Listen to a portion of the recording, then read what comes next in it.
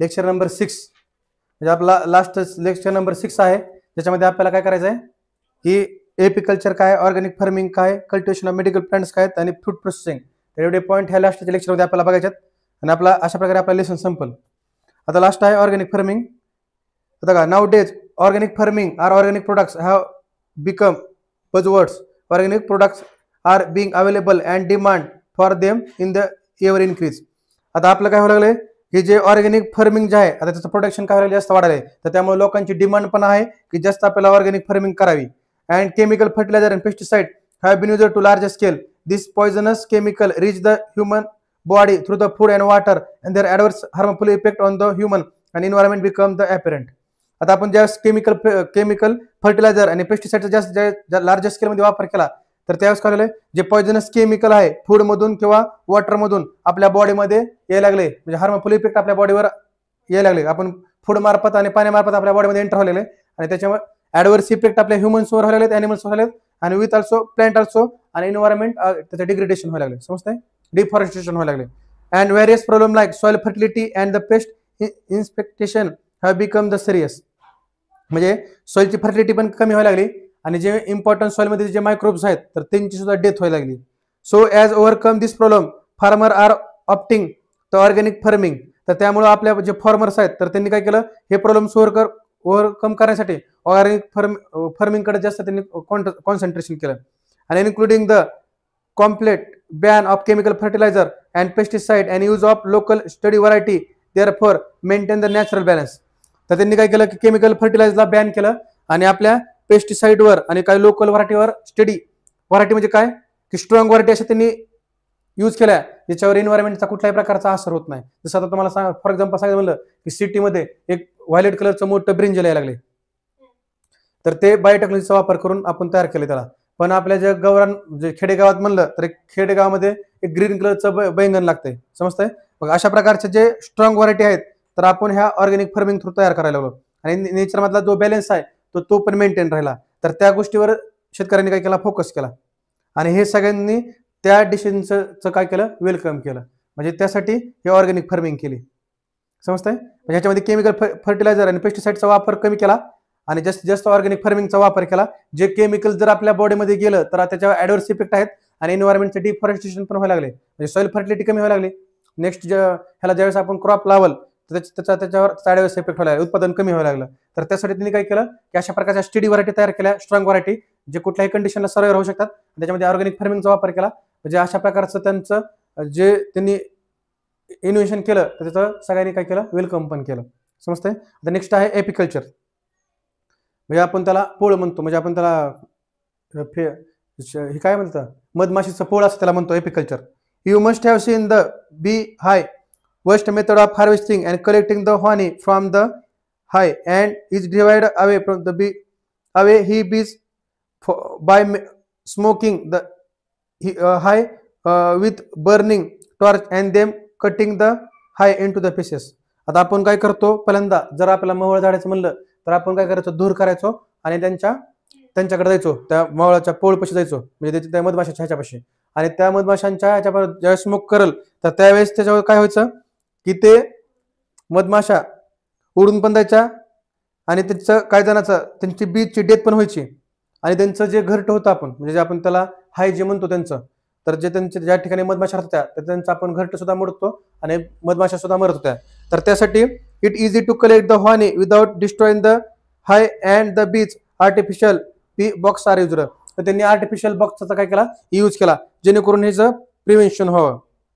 म्हणजे आपण डायरेक्टली पहिल्यांदा असं हे करून धूर करून त्यांना मवळ झाडा जायचो आणि परत त्यांनी काय केलं की जे अशा प्रकारच्या आर्टिफिशियल मेथड्स तयार केल्या, एक बॉक्स आणले आणि त्या बॉक्समध्ये आपण त्यांना त्याच्यावर ऑटोमॅटिक काय होतं त्या बसायच्या. आणि ज्यावेळेस त्यांनी हे बनवला, कांदा बनवला किंवा जे मध तयार केला तर एक मशीन होती, एक टँक, त्या टँकमध्ये ठेवायची त्याला असं आणि त्याचा मध्ये असं ते गोल गोल गोल फिरून जे मध आहेत सगळा खाली कलेक्ट होता आणि परत पुन्हा आपण त्याला त्या बॉक्स नंतर ठेवलं की परत त्याच्यावर माशा बसायच्या. अशा प्रकारचं एपिकल्चर आपण आता स्टार्ट केलंय. तर हे नेक्स्ट पॉईंट झाला एपिकल्चर. आता आहे कल्टिवेशन ऑफ मेडिसिनल प्लांट. आता आयुर्वेदाचं खूप महत्व आहे. म्हणजे आपण जर बघितलं Ayurveda that cure the disease with the help of natural source. म्हणजे नॅचरल सोर्सनं आपण आयुर्वेदाचा वापर केला तर भरपूर डिसीज जे आहेत ते आपले काय होऊ शकतात, बरे होऊ शकतात. India has been gifted the great biodiversity, म्हणजे आपल्याकडे बायोडायव्हर्सिटी आहे का नाही, म्हणजे ग्रेट बायोडायव्हर्सिटी आहे. म्हणजे आपण वेगवेगळ्या प्रकारचे प्लांट्स आहेत, तर एवढे मोठे प्लांट्स आहेत, काही छोटे आहेत, काही मोठे आहेत, काही मेडिकल प्लांट्स मध्ये त्याला यूज करत आहे. तर अशा प्रकारची ग्रेट डायव्हर्सिटी आपल्या इंडियामध्ये आपल्याला बघायला भेटते. And Indian citizen have establish the humble and strong relation with nature, आणि आपण सुद्धा नेचरमध्ये एक स्ट्रॉंग रिलेशनशिप काही तयार केलंय. आणि त्या आयुर्वेदाचं पण महत्व वाढत गेलंय.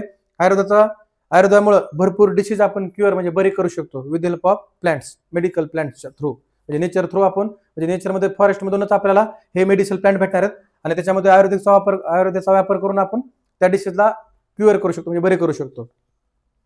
And during early death the medicinal plant were collected from the forest. आता जे मेडिसिनल प्लांट जे आहेत ते आपण कुठून कलेक्ट करतो, फॉरेस्ट मधून कलेक्ट करतो.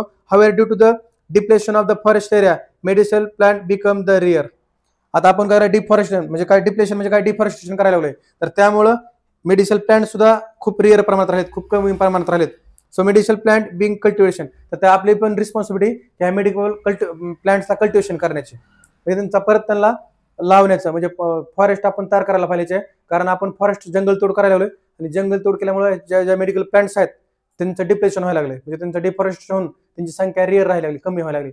तर त्यासाठी आपली responsibility because we are cultivating the some plants, medical plants, म्हणजे मेडिकल प्लांट्स आपण लावायला पाहिजे. समजतंय? तर हे झालं कल्टिवेशन ऑफ मेडिकल प्लांट. आणि त्याच्यामध्ये एक्झाम्पल पण सांगितलंय, आडुळसा आहे, जो आडुळसा आपण खोकला वगैरे यायला लागला आपला, तर खोकल्यासाठी आपण आडुळसा नावाचं एक प्लांट्स आहे, तर ते त्याचा वापर करतो आपण. जसं नीम आहे, आता नीमचा वापर सुद्धा आयुर्वेदामध्ये खूप आहे, म्हणजे नीम तर आपण सगळीकडे वापरतो. लेडीज सुद्धा फेस पॅक बनवण्यासाठी त्या नीमचा वापर करतात, म्हणजे पाण्यामध्ये आंघोळ करताना पाण्यामध्ये टाकतात, जेंट्स असतील लेडीज असतील. तर हे त्याचे बेनिफिट्स आहेत आपल्याला, जे पिंपल्स वगैरे आहेत तर ते येत नाहीत. समजतंय? तर अशा प्रकारचे मेडिकल प्लांट आपण कल्टिवेशन करणं गरजेचं आहे. नेक्स्ट लास्ट आहे fruit processing. We are daily using the various product prepare from the fruits, all consuming the product like chocolate, juice, jams and jelly. म्हणजे आपण ऑलरेडी व्हेरियस प्रोडक्ट जे आहेत ते आपण फ्रूट पासून बनवतो, आणि त्याच्यामध्ये चॉकलेट्स आहेत, ज्यूस आहेत, जॅम्स आहेत, जेली आहे. All this product can be produced by the processing of fruits. आता हे जे प्रोडक्ट जे आहेत बनवलेत, तर ह्यांना त्या फ्रुट्सवर प्रोसेसिंग करून ह्या प्रोडक्ट्सला बनवलं जातं. आणि हे जे पेरिशेबल आहे, पेरिशेबल म्हणजे हे जास्ती दिवस ठेवू शकत नाहीत. म्हणजे कुठलं पण फळ बघा, आता सेपला जर आपण काढून ठेवलं तर after 2 days or 1 day black layer on the apple, म्हणजे ब्लॅक लेअरची एक लेअर ऍपलवर येईल. बनाना सुद्धा आपण जर बाहेर ठेवला आफ्टर 3 days किंवा 2 days black, total the banana is black, म्हणजे पूर्ण ब्लॅक बनाना काय होईल, ब्लॅक होईल, म्हणजे खराब होऊन जाईल पूर्ण. तर त्यासाठी हे पेरिशेबल आहे. तर त्यासाठी आपल्याला ह्याला जर एखाद्या प्रोडक्ट्समध्ये किंवा फ्रूट ज्यूसमध्ये आहे, जॅममध्ये, चॉकलेटमध्ये जर प्रोसेसिंग करून कन्वर्ट केलं तर आपण त्याला स्टोअर करून ठेवू शकतो. Fruit is a perishable agro products. आता ॲग्रो प्रोडक्ट्स आहेत आणि it need to processing each way that can be used through the year. तर त्यासाठी आपल्याला प्रोसेसिंग करून आपल्याला वर्षानुवर्ष आपण ते काय राहायला पाहिजे, वर्षानुवर्ष राहायला पाहिजे. जसं आपण आता मँगो 2-3 महिनेच असतात, पण जर आपण त्याला मँगो पासून जर माझा किंवा स्लाइस बनवली तर ते थ्रू द इयर आपल्याला त्याचं प्रोडक्शन आपल्याला भेटू शकतंय, आपण त्याला पिऊ शकतो. समजतंय? तर अशा प्रकारचे प्रोडक्ट्स आपल्याला बनवायला पाहिजे. त्यासाठी fruit processing include the various method ranging from the storage of cold storage. म्हणजे आपण जर त्या फळांना कोल्ड स्टोरेजमध्ये जर ठेवलं तर आपण त्याला प्रिव्हेन्शन करू शकतो. Because microorganism cannot be growth in that place, म्हणजे मायक्रोऑर्गनिझम त्या ठिकाणी ग्रोथ होणार नाही. पुन्हा ड्रायिंग आहे, जर त्याच्यामधलं जे ड्रायिंग केलं आपण त्याला सुकवलं तर ते सुद्धा एक मेथड्स आहे की आपण त्याला फूडला स्टोअर करून ठेवू शकतो. पुन्हा साल्टिंग केल्याच्या नंतर सुद्धा ऑर्गनिझम त्या ठिकाणी ग्रोथ होणार नाही.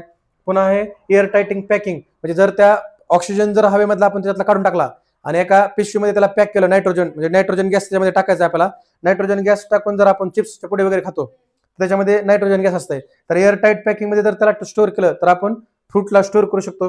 पुन्हा प्रिपेअरिंग द मुरांबा, म्हणजे शुगर टाकून एक ही बनवलं आहे मुरांबा. तर हे सुद्धा एक मेथड्स आहे की आपण त्याला फ्रूट्सला प्रिझर्व करू शकतो.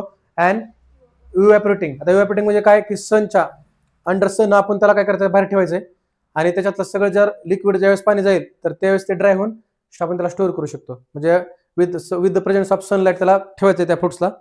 ज्यावेळेस त्याचं पाणी सगळं बाहेर निघून जाईल तर त्यावेळेस ते सुद्धा एक मेथड्स आहे की आपण त्याला इव्हॅपोरेटिंग करू शकतो, म्हणजे ते ड्राय होऊन ते राहू शकतंय. लिक्विड मध्ये असेल त्याच्यामध्ये लिक्विड जर बाहेर नाही गेलं तर ते फ्रूट लवकर खराब होऊन जाईल. समजतंय? तर ह्या सगळ्या मेथड्स आहेत, तर आपण त्याला स्टोअर करू शकतो फ्रुट्सला. आणि वेगवेगळे प्रोडक्ट्स आपण त्याच्यापासून बनवू शकतो. तर ह्या सगळ्या मेथड दिल्यात. तर त्याचा वापर करून आपण वेगवेगळे प्रोडक्ट्स आपण बनवू शकतो. समजते? तर आता आपण जे व्हिडिओ बनवलेत तर मायक्रोबायोलॉजी आणि सेल बायोलॉजी आणि बायोटेक्नॉलॉजी, तर हे 2 व्हिडिओचे सगळे व्हिडिओ मी YouTubeला टाकलेले आहेत. आता तुमची परीक्षा जवळ आली आहे, स्टडी करा. आणि 7वा आणि 8वा लेसन खूप इम्पॉर्टंट आहे, ज्याच्यामध्ये तुम्हाला 8 म्हणजे जवळपास 12-13 मार्काचे 2 लेसन आहेत. आणि मायक्रोबायोलॉजी मधले सगळे तुम्हाला तुमचे नाव जे आहेत ते डिफिकल्ट आहेत तुम्हाला करायला, जी प्रॅक्टिस करा. आणि ह्याच्यामध्ये पण थोडीशी प्रॅक्टिस करा. बायोटेक्नॉलॉजी इम्पॉर्टंट लेसन आहे. यूज ऑफ बायो बेनिफिट्स काय आहेत, म्हणजे ह्याच्यामध्ये व्हाईट रिल्युशन आहे, ग्रीन रिल्युशन आहे. आता पॉईंट बघितले ऑर्गॅनिक फार्मिंग काय, भरपूर पॉईंट्स आहेत जे इम्पॉर्टंट आहेत. फर्टिलायझर्स आहेत, केमिकल फर्टिलायझर्स काय, ऑर्गॅनिक फर्टिलायझर्स काय, फ्रूट प्रोसेसिंग काय, मेडिकल प्लांट्स कोणते आहेत, एपिकल्चर काय. आपण आता जेवढे पॉईंट बघितले हे सगळे करा. ब्ल्यू रिल्युशन आहे. तर हे सगळे इम्पॉर्टंट पॉईंट्स आहेत. शॉर्ट नोटसाठी हा लेसन इम्पॉर्टंट आहे आणि ब्रीफसाठी सुद्धा. आणि 5 मार्काचे सुद्धा क्वेश्चन मे बी बायोटेक्नॉलॉजीवर येऊ शकते तुम्हाला. त्यासाठी स्टडी करा. आता नेक्स्ट आता आपले जर सिलेबस पण